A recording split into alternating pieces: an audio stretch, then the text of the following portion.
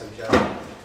And as one of the sort of take-home messages of the book, and the thing that was most surprising to me in doing the research, is that the people who were creating the preservation field as this urban concern were also the city builders. They weren't just a bunch of criticizers and protesters and blue bloods who didn't really have anything better to do.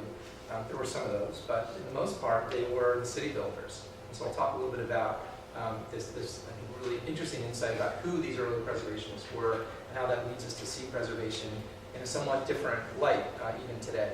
That it's not just a sort of rarefied concern for those few of us who appreciate in great detail old buildings. It really is this robust public issue that lots of people have something to say about, and that bring a lot of different issues to the table, not just the connoissorial, curatorial attitude toward great buildings.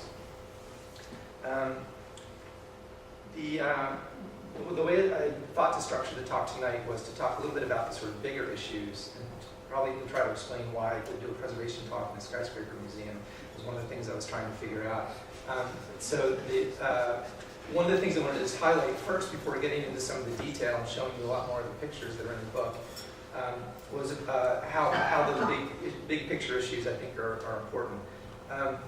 In these decades around 1900, there are a couple of incredibly important things happening in the whole world and in New York in particular around this idea of modernity, which is defined in lots of different ways by lots of different fields.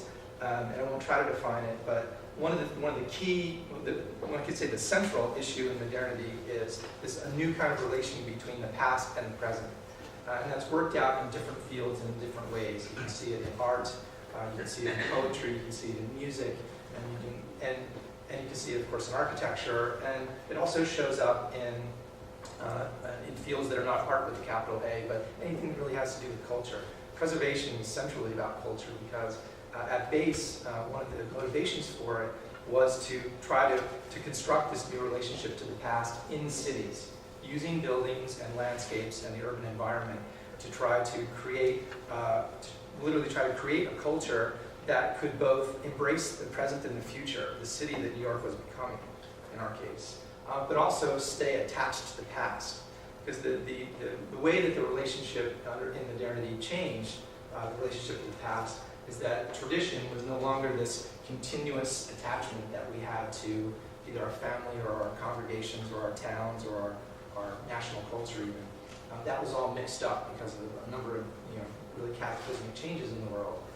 So without that safe and predictable relationship with tradition, how would we understand the past? How would we, in fact, create a new relationship to it? Well, keeping old buildings around as the city grew was one of the ways that happened. So at a number of different scales, from the sort of streetscape to the building scale to things like urban parks, and I would argue in the prospect of the whole city, this whole regional metropolis that New York was becoming in the early 20th century, preservation didn't just happen to come on the scene. It was one of the key ingredients to making the modern metropolis.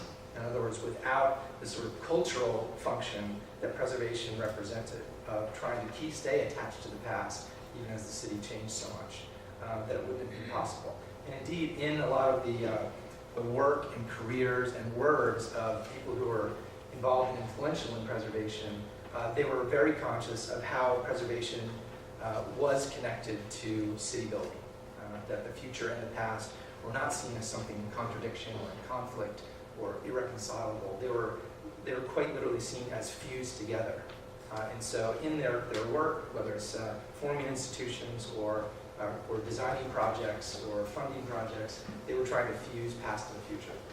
And again, this might seem like a very commonplace thing for those of us in the early, I almost say late 20th century. It reflects when I started this project.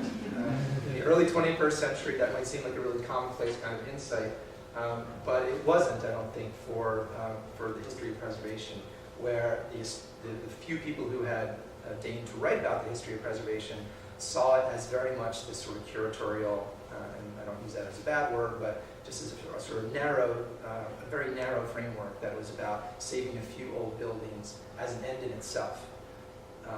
Whereas in the main, the movers and shakers who were preservationists in the late 19th, early 20th century were doing preservation because it was a means to an end of a better city, a livable city, a city where the culture sort of taught you not just how to behave in an instrumental way, because they definitely did do that, but it gave you enough familiarity in old buildings, old landmarks, parks that have been used for a long time to make change comfortable.